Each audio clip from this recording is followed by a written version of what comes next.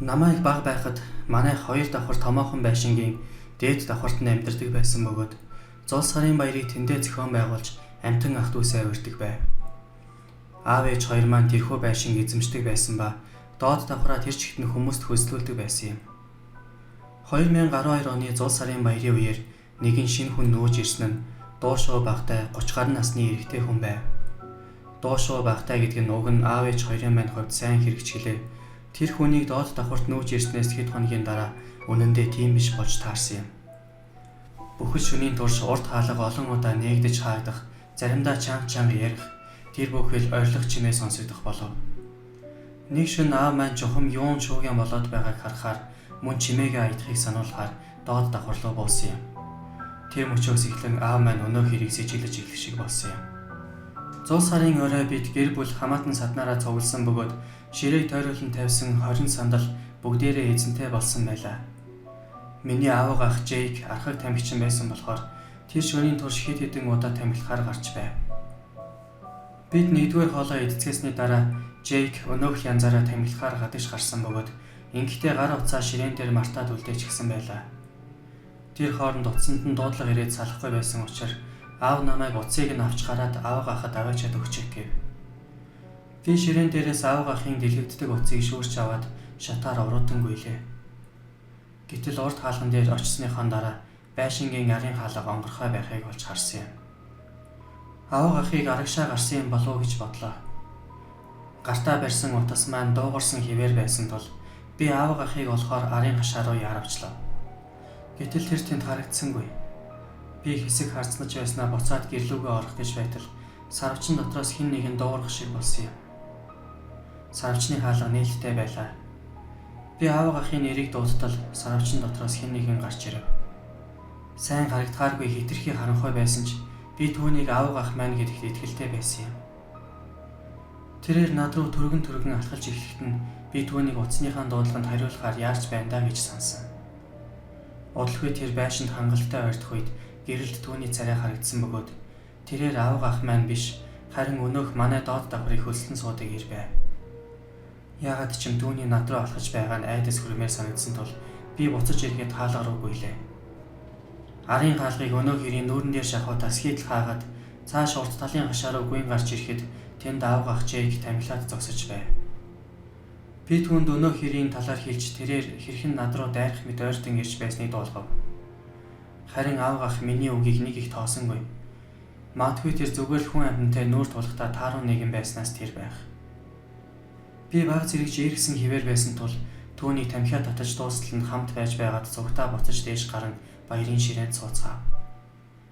Би аавд өнөөх доод давхрын нэр сарвчанд байж байсан тухай мөн намайг хэрхэн дагсан тухай дуулгалаа.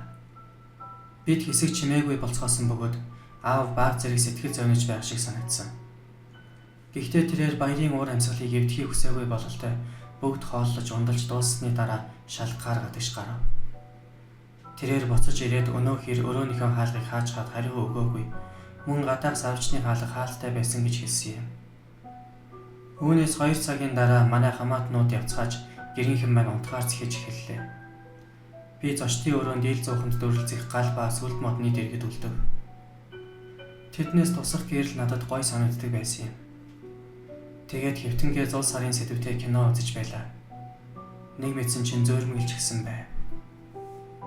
Шатан дээр гарсан жахрах чимээнээр сэрсэн би хэвтэж байсан байрлалаасаа хөдөлгөөргүй хитрхи ядарсан байлаа. Тэгээд ч би тэрийг зүгээр л манай аав, ээж, эгч нарын нэг л гэж бодож байв. Дээр нь шат руу харах замыг сүрлэг том сүлд мод халахалж байсан юм. Дээд давхрын шалан дээр битүү хивс дэвссэн байдаг учраас тэр хавар хүн холхиод байснаа надад дуулдсангүй. Гэхдээ коридорт хаалга онгойхон сонстов. Магадгүй эгч маань өрөөрөөгөө орж байгаа бололтой. Ил зууханд дүрлцэж байсан гал бараг унтарч, үзэж байсан кино маань дуусч, зурагтанд орох цаг шөнийн 1 цагийг зааж байв. Би тухайн байрлалдаа үнэхээр тухтай сайхан байсан учраас буудан дээр тэр чигтээ унтъя гэж бодлоо. Хэдэн хормын дараа сүлд модны дэрэгдээс шарчигнах чимээ сонстов. Яг л аль нэг чимэглэл нь унаж байх шиг сонсогдсон. Хин нэгэн сүлд модыг мөргсөн юм биш биз гэж бодсон би хажуу тийшээ эргэж сүлд мод руу хартал мод ямар ч хөдөлгөөнгүй байдгаараа байж байв. Би нүдээ нээлттэй жигтэй буцаад нөгөө тийшээгээ эрэхтэл Нэг хүн дээрээс минь баг зэрэг өнгийгөд зогсож байхыг олж харав.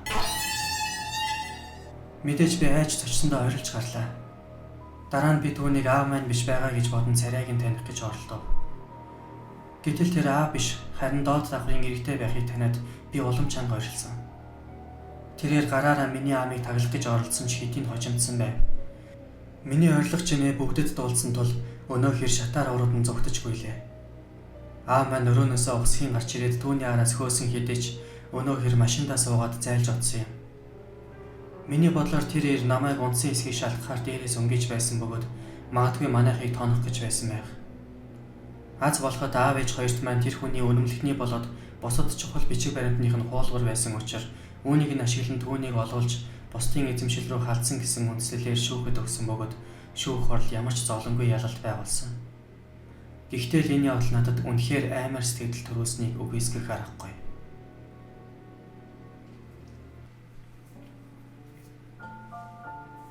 «2015 оны зул сарын баярын өмнөхөн би нэгэн сэтгэс мэдрэлийн эмнэлэгт сувилагчаар ажилд шинээр дөнгөж ороод байв. Би ажлаа шөнийн ээжнээс эхэлсэн бөгөөд энэ үеэр зул сарын баяр болж таарсан юм. Намайг ажилдаа ирсэн тэр өдөр баасан гариг байв. Шөнийн цагаар өвчтөнгүүд хөвчлэн унтаж байдаг байсан учраас миний ажлын гараа гэж удаан уйтгартай ихэнх хугацаа компьютер дээр суусаар өнгөрөөдөг байлаа. Заримдаа тохиолдлоор би өвчтөнгүүдийг үзэж тэдний зан араншин байгаа байдлыг хянаж шөнө дунд ямар нэг байдлаар өвчин сэтэрч солиорсон өвчтөнгүүдийн учрыг олно. Сэтгцийн өвчтөд тэр олон хүнтэй тулж ажиллана гэдэг эхэндээ дэндүү хэцүү ажил шиг санагдаж байлаа. Гэхдээ эмнэлгээр нэг байрлуулсан шинэ жилийн гоёл чимэглэлүүд сэтгэл санааг багч болов өргөж байв. Шөнө болоход коридорын гол гэрлүүд унтарч бүдэг гэрлүүд нь наслаа. Эдгээр бүдэг гэрлүүд нь хананд өлгсөн баярын гэрлүүдтэй хоршиж амар тайван тухтай уур амьсгалыг бүрдүүлж байв. Өвчтөнгүүдийн дунд бусдаасаа аймаар нэг хүн байж таарсан юм. Түүний нэрийг Абефа гэх бөгөөд тэрээр сэтгцийн хурц өөрчлөлттэй ахмаг насны эмэгтэй байв. Тэрээр байсгийгээд бусдад үйл ойлгогдох ямар нэг зүйлийг амандаа бувнаж суугаач. Гэвч заримдаа чангаар ярих бөгөөд хэдийгээр ингэхдээ өөрөө өөртөө хандаж хэлэгч тэдгээр үгс нь над руу чиглэж байгаа юм шиг эвгүй сонсогддог байв. Шөнийн 3 цагт би түүнийг шалгахаар өрөөрөө нь явж орлоо. Огтхон ч унтаж амраагүй түүн дээр би төхөж очиод ямар нэгэн зүйл хэрэгтэй байгаа эсхийг нь асуув. Тэр над руу хараад сэтгэл түгшмээр эвгүй инээмсэглэснээр чангаар инээж эхлэхэн тэр аимшиг киноны үйл явдлыг бодитоор харж буй мэт надад санагдахад айсандаа нуруу хүйд дагшигэр болсон. Тэр дараа нь өөр тийшээ харснаа амандаа бовтнож эхлэв. Түүний үгс бараг тэр чигтээ ойлгогдохгүй байсан ч дунд нь угаалгын өрөөг шалгаж үз гэх шиг боллоо. Би түүнээс хэлсэн зүйлээ дахиад давтахыг гуйхад тэр намайг ойшоосонгүй цаашаа хараад хэвтээд өгөв. Түүний өрөөний цаана байх угаалгын өрөө рүү орж үзтэл бодож байсанчлан тэнд ямар нэг ачаалалтай зүйл харагдсангүй. Би түүний өрөөнөөс гарч коридорт байх ширээн дээрээ буцаж ирж суулаа. Ширээнээс маань чигтээ байх өөр нэг угаалгын өрөөний хаалга харагдав. Би сониуч цандаа хөтлөгдөн тийшээ явж очлоо. Унтраалган дээр дарсан ч гэрэл нассангүй. Хаалганыхан тэнд чимээ анирлан зогсож байтал нойлын өрөөнүүдийн аль нэгнээс хэн нэгний амьсгалхан дуулснаа довшлуул арга чимээ гарав.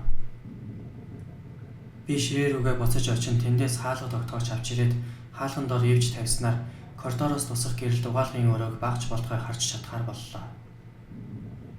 Тэгээд өвдөг дээрээ суугаад нойлын өрөөнүүдийн доод завсар руу холоос ажиглаж гарав. Нойлын өрөөнүүдийн алинд нь ч хүний хөл харагдсангүй. Гэхдээ хоёр нойлын өрөө байсны нэгнийх нь хаалга хаалттай байгач. Би тэрнэрүү дөхөж очиод хаалганыхын завсраар шагайлаа. Тун гэгээ мотой байсан гэдээ ч цаад болонд ямар нэгэн зүйл харагдаж байх шиг санагдсан. Би доош өвдөг дээрээ суугаад хаалганы доод талын зайгаар лавшруулан харсан ч түрүүний зүйл дахин үзэгдсэнгүй. Тэгэхээр нь босоод хажуугийн завсраар дахин шагаатал тэнд хинэгний царай харагдах нь тэр. Тэрээр хаалганы нөгөө талд зогсоод яг л над чиг завсраар нь миний өдөөс шагааж байв. Би зочсондоо бараг л савж унах шахсан ч угаалгын өрөөнөөс ухсхийн гарч хаалгыг нь хаач дөнгөсөн. Тэгээд ширээн дээрээс түлхүүр авч угаалгын өрөөд хүчиж орхив. Өөр нэг сувилагчтай энэ талаар хэлж бид хамтдаа өнөөх угаалгын өрөөг шалгахад энэ удаад гэрэл нь хэвийн асснаас гадна Нойлын хоёр өрөө хоёулаа хаалган дэлгээтэй мөн дотор нь хинч байхгүй байлаа. Тэр яаж угаалгын өрөөнөөс гарч хаалгыг нь буцаагаад дүүжчихсэнийг би гайхаад олсонгүй. Би тэр шөнөө ээлжид дуусгахаас өмнө Абиафатай ярилцаж угаалгын өрөөнд байсан зүйлийн талаар түүнээс тодруулахыг оролдсон ч тэр ямар ч хариу хэлсэнгүй. Би аргаа бараад хөрмөө өмсөж гарахаар зэхэн хаалган дээр очих үед тэр миний араас "Зул сарын мэнд" гэхэн дуулдав. Би эргэж түүн рүү хартал тэр миний өөдөөс инээмсэглэсэн бөгөөд тэрхүү инээмсэглэл нь надад тайлбарлах аргагүй нэг тийм эвгүй мэдрэмж төрүүлсэн юм. Би айсандаа тэндээс дүргэн гарч явсан. Үүнээс хойш би түүнтэй дахиад хэдэн 7 хоног ажилласан бөгөөд тэрээр удалгүй өөр эмнэлэг рүү шилжүүлэгдсэн юм. Абиафа болон миний угаалгын өрөөнд харсан тэр зүйл хоёрын хооронд ямар нэг холбоо байсан гэдэгт би одоо ч итгэсэн хэвээр байдаг. Хэдийгээр би үүний учрыг олох байдгаа санахыг ч хүсдэггүй ч тэрхүү үйл явдал миний сэтгэлээс арилж өгөхгүй л байна.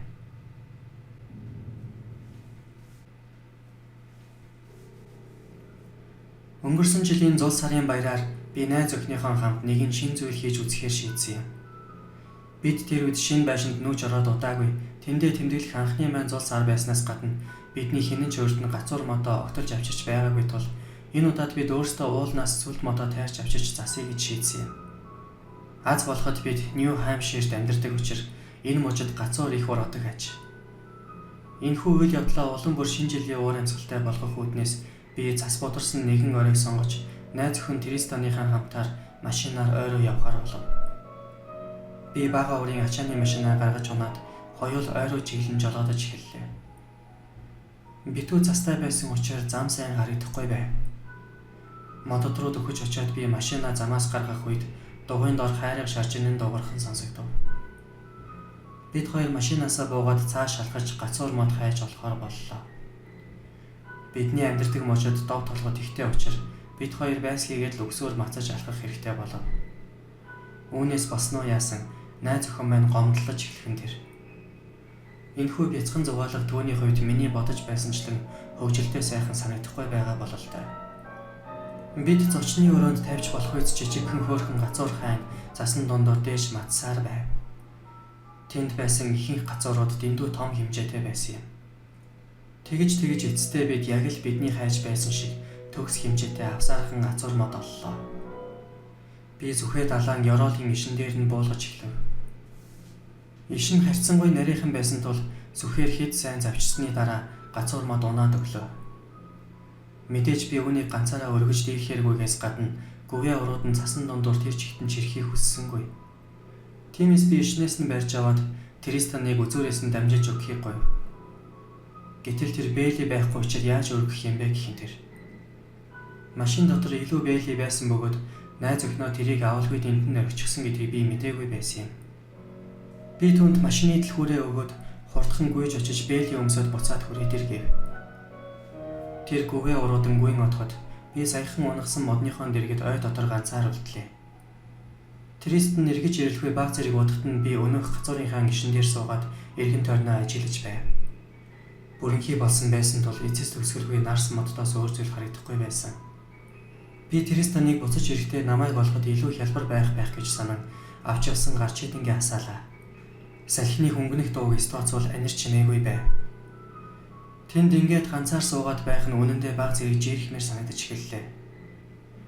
Тэгж байдал ашгүй ойрхон цасан дээр хөлийн чимээ сонсогдов. Би Тристаны нэрийг чангаар ашиглан дуудаж тэр зөв рүү гарч идэнгээ таслаа. Гэтэл өнөөх хөлийн чимээ гарахаар болоод ямар ч хариугүй болчихов. Тэр над руу гитэн ирж зочих гэж байна гэж би таамаглаад өөрийг нь чатгаар шийдэн гарч идэнгээ ойроо чиглүүлэн газарт тавиад модны ардуур сэмэрхэн орч нуугдан зогслоо. Том гихч нарс модны ард зогсоод хүлээж байтал хөлийн чимээ ойртож төлөвлөгөө гарч идэнгийн зүггүйхэн сонсогдов. Булгасан доторч бэ гэмээр хурдтай дайрсан тэрхүү хүн миний найз охин биш. Харин болтоо өмсөж юудэнтэй малгай өгүүлсэн танихгүй залуу байсан юм. Тэрээр зогсоод гарч идийн газаас авч тэгснээ унтраалаа. Буцаад харанхуй болсон тул би түүнийг бүдэгхэн харж байв. Гарч идингийн зүг тийм маягаар ухсхийснийг нь бодоход тэр яавч сайн зүйл санаагүй бололтой. Би уртаар амьсгаа аваад гүвээний оролд байх машиныхаа зүг хар хурдаараа гүйв. Энэ нь маш их чимээ гаргаж байсан тул тэр намайг сонссон гарцаагүй. Гэхдээ би эргэж харсангүй. Гүвээ уруудангүйсээр замынхаа тал хэрд очих үед би хүний орилго чимээг сонсов. Тэрээс нь их л айж сандарсан бололтой миний нэрийг дуудан муухай орилж байлаа. Гүвээний ороод очиход машины сигнал дуугарч эхэлсэн. Би машин дээрээ гурж очиод жолоочийн суудалд өсрөн сухад тэрээс нь намайг тэнд хүлээж байсан бөгөөд хурдхан эндээс явцгаая гэж хашгирч байв. Би тэндээс машинаа хөлхөн хэсэг жолоодод эргээд хартал нэг эрэгтэй хүн түрүүний машинаа тавьсан байсан газар зогсоод бидний ардаас харж байлаа. Бид нэлээд явсаар гэртээ ирсэн бөгөөд тэрнээс өмнө замаанаа дэлгүүр орж сүлд мод авсан юм. Үүнээс хойш бид дахиж хизээч гацуур мод тайрч авахыг оролдоогүй.